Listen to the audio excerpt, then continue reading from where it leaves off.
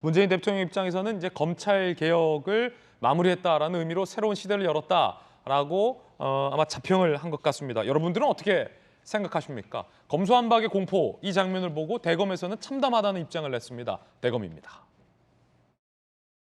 국회는 물론 정부에서조차 심도 깊은 토론이나 수기 과정을 외면하는 등 법률 개정의 전 과정에서 헌법상 적법 절차 원칙이 준수되지 않아서 참담할 따름입니다.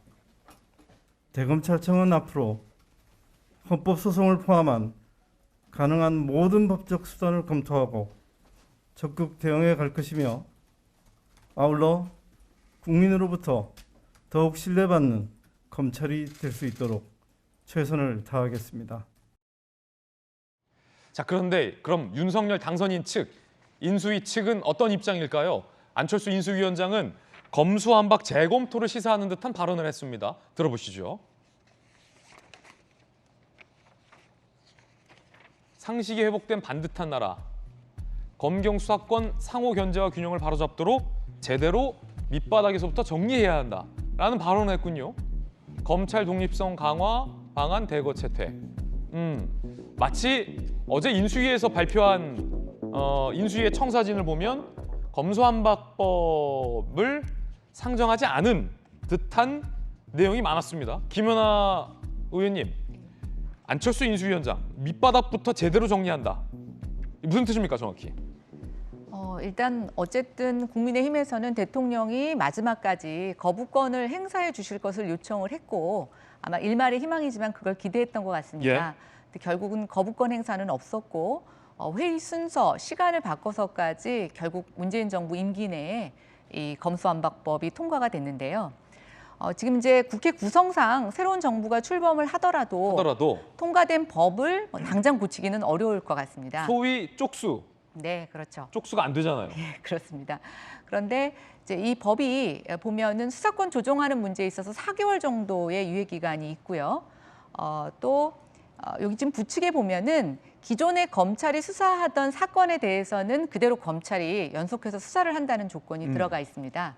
과거에는 이거를 경찰청이나 이런 쪽으로 분산해서 위임하는 것으로 얘기가 됐었는데 이게 지금 살아 있음으로써 지금 많이 거론되고 있는 산업부 블랙리스트라든가 대장동에 대한 비리 사건들은 여전히 검찰에서 수사를 할 수 있을 거라고 보고 있는데요. 아, 그래요? 네, 일단 그렇게 되는 걸로 나타나고 있습니다.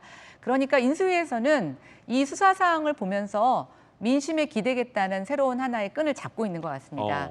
왜냐하면 이 법이 통과되기 전까지 국민들의 굉장히 반대도 많았고 변협이라든가 일반 민간 단체에서도 굉장히 많은 반대가 있었는데요. 결국은 검찰이 계속 지속적으로 지난 정권에서 미루었던 수사를 원칙대로 해나가면서 검사의 수사권과 기소권 분리라는 것이 이렇게 막무가내로 할 일이 아니라 어느 정도 보완책을 만들고 또 미진한 수사에 대해서는 좀 확실한 수사가 필요하다라는 것들을 통해서 공감대를 이뤄간다면 인수가 얘기하는 어떤 사법개혁의 문제의 재정비는 꼭 법률이 아니더라도 시행령과 또 민심에 의한 새로운 기대감들 또 이것을 뭔가 수정 보완해야 된다라고 하는 여론을 만드는 것도 저는 중요한 과제라고 생각이 됩니다. 쉽게 말하면 총선이 이제 2년 뒤잖아요. 네. 그러니까 2년 뒤까지 시행령과 유예 기간으로 버티다 2년 뒤에 이제 총선을 통해서 재논의 혹은 재조정 내지는 재입법화의 가능성을 엿보겠다라는 뜻으로 들립니다. 청문회를 앞둔 하지만 청문회가 연기된 한동훈 법무부 장관 후보자는 강력한 비판 입장을 냈습니다.